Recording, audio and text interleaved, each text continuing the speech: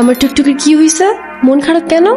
আচ্ছা, আজকে এখানে সুন্দর করে সাজানো হয়েছে কেন? কারণ আজকে আমার টুকটুকির জন্মদিন। জন্মদিন নাকি ছাই? কেন, কি হয়েছে? কিসের জন্মদিন? জন্মদিন হলে তোমার কেক আসতো, কেক কই? তাই তো, আমি তো সেই সকালবেলা কেকটা অর্ডার করছি, এখনো আসেনি। না। দাঁড়াও, আমি ফোন দিয়ে এক্ষুনি বকা দিয়ে দিচ্ছি। কি সমস্যা আপনার? জি কোনো সমস্যা নাই তো ম্যাম, আপনার একটা কেকের অর্ডার ছিল। জি আমি জানি আমার কিসের অর্ডার ছিল। এখন আপনি বলেন, আপনার কি কোনো টাইম সেন্স নাই? কেকটা আমি সকালবেলা অর্ডার করছি, এখন অলমোস্ট বিকেল। এখন কেকটা যদি নষ্ট হয়ে যায় না, আপনার কিন্তু খবর আছে। এখানে তো আমার কোনো ফল্ট নাই ম্যাম, আমাকে যখনই ডেলিভারি করতে বলছে আমি তো তখনই। এই থামেন তো আপনি, আপনি কোনো কথাই বললেন না। টুকটুকি চলো তো, আমরা গিয়ে কেকটা কাটি। হ্যাঁ, নেন। ইটস ওকে, লাগবে না। আচ্ছা সরি, আমি আসলে বুঝতে পারিনি আমার কথায় আপনি এভাবে মন খারাপ করবেন। আসলে বাচ্চাটার মন খারাপ করা দেখে আমার মাথাও গরম হয়ে গেল, আর আপনার উপর শাউট করছি। আপনি প্লিজ রাগ করবেন না। কেউ আমার উপর রাগ করে থাকলে আমার একটু ভালো লাগে না। আরে না না, আমি আপনার উপর কেন রাগ করতে যাব? ডোন্ট ওয়ারি, আমি কিছুই মনে করিনি, আপনি নির্দ্বিধায় থাকতে পারেন। তাহলে আপনি এভাবে দাঁড়িয়ে আছেন যে? আমি তো বিলটার জন্য দাঁড়িয়েছিলাম, ক্যাশ অন ডেলিভারি ছিল। সরি, আমি একদম ভুলে গেছি। এই যে আপনার পেমেন্ট। থ্যাংক ইউ, শুক্রিয়া। আপনার নাম্বারটা দেওয়া যাবে? কেন? এমনি। হ্যালো, আসসালামু আলাইকুম। ওয়ালাইকুম আসসালাম, কেমন আছেন? আপনি কে বলছেন? আমি জুই, ওই যে আজকে আপনাকে যে মেয়েটা বকলো, আমি সেই মেয়েটাই। ও আচ্ছা, হ্যাঁ বলুন। আচ্ছা, আমার জন্য একটা পেস্ট্রি আনতে পারবেন? আমি আপনাকে টাকা দিয়ে দিব। এখন তো প্রায় 1:30 বাজে। তো কি হয়েছে, আপনাদের তো 24 আওয়ার সার্ভিস। হ্যাঁ আচ্ছা, আপনি আমাদের অ্যাপ থেকে অর্ডার করুন, কেউ না কেউ গিয়ে দিয়ে আসবে। না, আমার তো আপনাকেই লাগবে। মানে? না মানে, আপনি যদি একটু আসতেন ভালো হতো। এখন তো অনেক রাত, কে না কে আসে, আর সময়ও ভালো না। যদি কোনো দুর্ঘটনা ঘটে। আর পেস্ট্রিটা আমার জন্য না, একটা বাচ্চার জন্য। খুব বায়না করছে, আপনি একটু নিয়ে আসেন না প্লিজ। আচ্ছা ঠিক আছে, আপনি অর্ডারটা করুন, আমি নিয়ে আসছি। ওকে। কি দেখছেন? আপনি তো বলেছিলেন পেস্ট্রিটা একটা বাচ্চার জন্য, রাইট? বারে, আমি তো বাচ্চাই, আমার বয়স কি বেশি নাকি?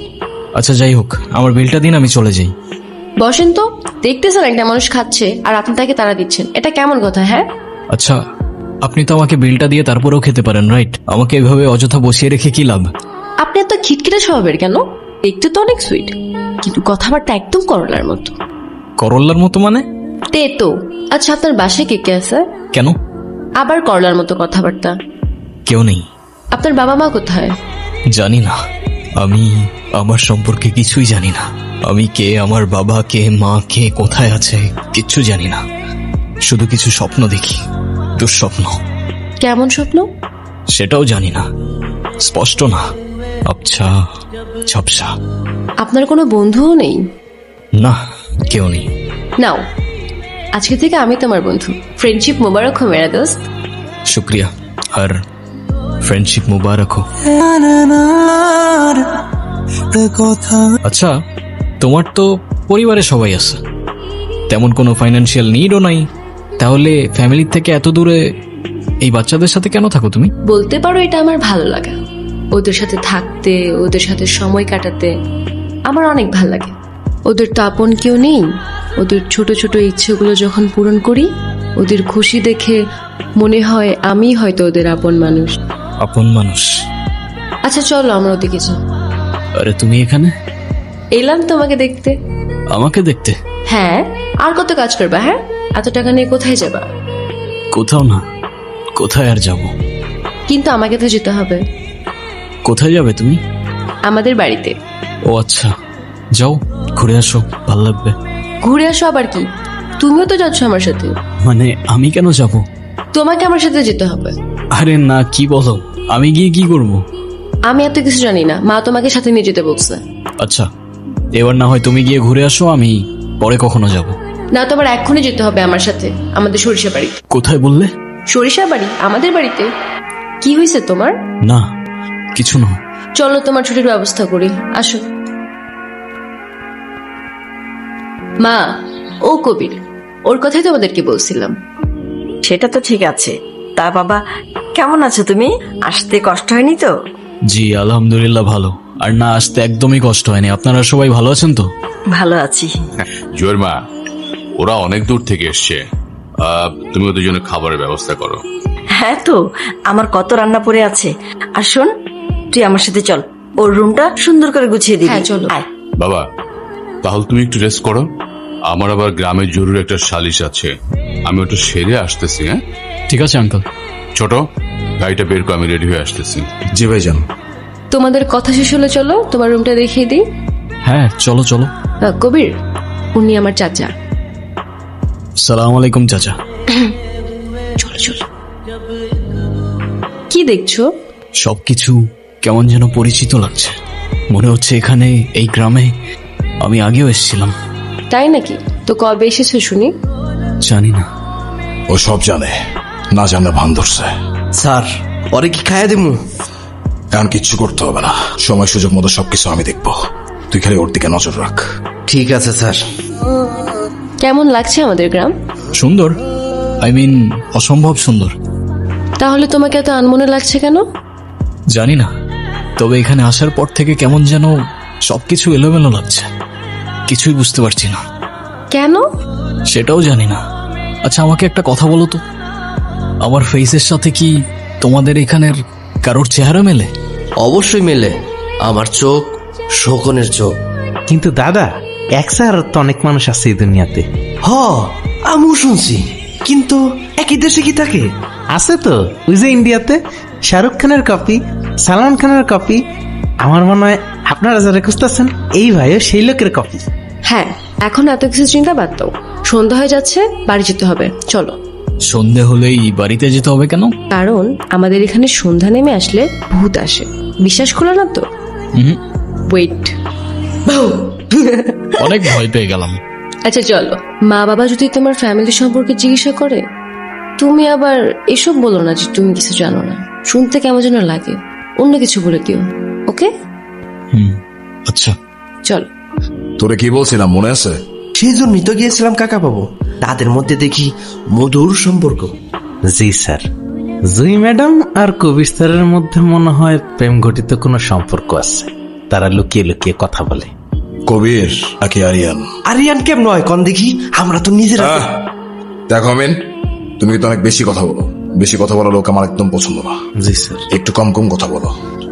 আর উত্তম, ওর দিকে খেয়াল রাখ, কোনো রিস্ক নেওয়া যাবে না। সুযোগ পয়সা সবে কোপ দিতে হবে। ঠিক আছে। শহরে থাকিস, কি না কি খাস আল্লাহ জানে। সারাক্ষণ আমার টেনশন লেগেই থাকে। আর দেখো না, তোমার মেয়েটা কত শুকায় গেছে। এই নে, পেট ভরে খাবি। সঞ্জয়, নতুন মেহমান নিয়ে আসছস, একটু সাবধানে থাকিস। আমাদের তো শত্রুর অভাব নাই, যে কোনো সময় যে কোনো কিছু হয়ে যেতে পারে। তুই যে কি বলিস না ছোট, আমাদের আবার শত্রু কোথায়? হ্যাঁ, গ্রামের সবাই আমাদের কত ভালোবাসে। তাছাড়া কেউ জেনে শুনে আমার কিংবা আমার মেহমানের কোনো ক্ষতি করবে না। তা বাবা কবির, আমাদের গ্রামটা তুমি কেমন দেখলে? দারুণ, আপনাদের গ্রামটা বেশ সুন্দর। তবে আমার কেন যেন মনে হচ্ছিল এখানে আমি আগেও এসেছি। সবকিছু কেমন যেন আপন আপন মনে হচ্ছিল। বাবা, ঢাকায় তোমার কে কে আছে? আর তুমি করো কি? আমি একটা রেস্টুরেন্টে জব করি। একাই থাকি, পরিবার বলতে তেমন কেউ নেই। অনাথ বলতে পারেন। অনাথ কেন বলছো? আমরা আছি না, আমি আছি না।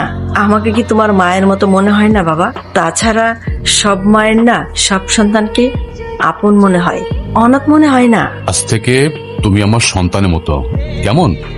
এই বাড়ির দরজা তোমার জন্য চিরদিনের জন্য খোলা। তোমার যখন প্রয়োজন তখন তুমি আসবে, এবং তোমার যা প্রয়োজন তুমি আমার কাছে চাইবে। আপনাদের এই ভালোবাসাগুলো আমি কখনো ভুলতে পারবো না। আমার মতো একটা ছেলেকে আপনারা এভাবে আপন করে নেবেন ভাবিনি। আপনারা সবাই খুব ভালো মনের মানুষ। আপনাদের সাথে বসে প্রথমবারের মতো পরিবারের ফিলিংটা বুঝতে পারলাম। কিরে ছোট, তুই খাচ্ছিস না কেন? হ্যাঁ, এখানে ঘুমাচ্ছ কেন? রুমে গিয়ে ঘুমাও। আচ্ছা ঠিক আছে। জুই, থ্যাঙ্কস। থ্যাঙ্কস কেন? সবকিছুর জন্য থ্যাংক ইউ। তুমি এখানে কেন আসছো? মানে তুমি এখানে কেন আসছো আরিয়ান? আপনি আমাকে বলতেছেন? তোমাকেই বলছি, যেখান থেকে আসছো সেখানে ফিরে যাও, নইলে মরবা। নিজের মরণ কেন ডেকে আনছো? আপনি কি বলতেছেন আমি কিছু বুঝতে পারতেছি না। মরবো মানে কে মারবে আমাকে? আপনি কি বলতেছেন আমি কিচ্ছু বুঝতে পারতেছি না। চলো আমার সাথে, আমি বুঝাইতেছি। আরে আজব, আমি আপনার সাথে কেন যাব? কি পাগলামি করতেছেন আপনি এগুলো? তারা আমাকে মারবে মানে? আমি তাদের বাসার মেহমান, তারা আমাকে নিজের পরিবারের মতো দেখে, ভালোবাসে। আপনার কথা আমি কেন শুনবো? আপনি জানতো? হায় রে কপাল মন্দ, চোখ থাকতে অন্ধ। যা দেখা যায় তা হয় না, আর যা হয়ে গেছে তা দেখানো সম্ভব না। হ্যাঁ, দেখাতে হবেও না, আপনি যান। তোমার বাবাকে আমি চিনি, এখন যাইবা না আমার লগে? আজকের মতো সেই দিনে ছিল বৃষ্টি ভেজা দিন, এই সেই উঠান, সেই কান্নার শব্দ আর সেই চোখের জল, মনে পড়ে কিছু? আপনি থানায় কি করেন? দুদিন ধরে দেখছি থানায় ঘোরাঘুরি করছেন। স্যার, আমার বাবার কেসটা। আপনার বাবা? ইদ্রিস হোসেন। ও, সুইসাইড কেসটা? স্যার, সুইসাইড না, আমার বাবাকে মার্ডার করা হয়েছে। দেখুন, আপনার বাবা মারা গেছেন, আপনার মাথায় এ সময় অনেক কিছু ঘটতে পারে। আর আমাদের কাছে পোস্টমর্টেম রিপোর্টও আছে, ক্লিয়ার সুইসাইড। টাকা থাকলে নাকি বাঘের চোখও পাওয়া যায় স্যার। আর মার্ডারকে সুইসাইড করে দেওয়া তো তেমন কঠিন কিছু না, তাই না? আচ্ছা, ধরলাম আপনার বাবা সুইসাইড করেননি, তিনি মার্ডার হয়েছে। আপনার কি কাউকে সন্দেহ হয়? সন্দেহ না স্যার, আমি সরাসরি বলি না। শিকদার চেয়ারম্যানের ছোট ভাই মনসুর শিকদার, ও মেরেছে আমার বাবাকে। আপনি যা বলছেন বুঝে শুনে বলছেন তো? আমার বাবা আর নেই স্যার, যা বলছি আমি বুঝে শুনেই বলছি। ঠিক আছে, আপনি বাসায় যান, আপনার কেসটা আমি দেখছি। শুক্রিয়া স্যার। বেসারা, তোরা এই মাসুম সাওয়ালটার এখানে কেন ধরে নিয়ে আসছস? 2 রাতেই নয় নাই, বেসারার বাপ আত্মহত্যা করে মরে গেছে, এখনো তো শোকে আছে। কিন্তু ওই তো সুখ পালন না কইরা থানায় থানায় ঘুরতাছে। কেন থানায় কেন? ওই তো কয় ওর বাপ নাকি আত্মহত্যা করে নাই, খুন হয়েছে।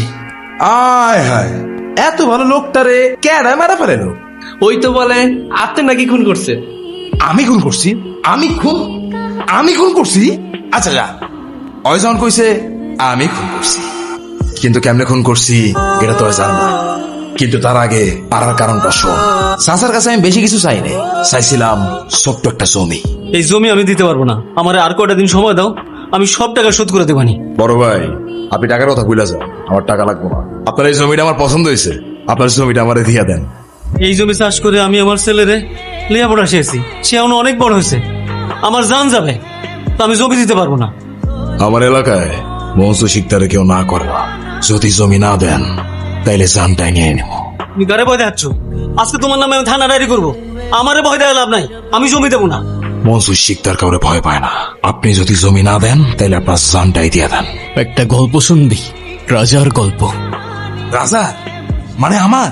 বল। এক রাজ্যে এক রাজা ছিল, স্বৈরাচারী। রাজ্যের সবাই তারে ডাকতো নরপিশাচ। সেই মজা পাইছি, বল। মানুষের উপর জুলুম করাই তার একমাত্র নেশা ছিল। কিন্তু দুঃখের বিষয় কি জানিস? সেই রাজা নিজেও জানতো না যে তার রাজত্ব খুব বেশি দিন আর টিকবে না।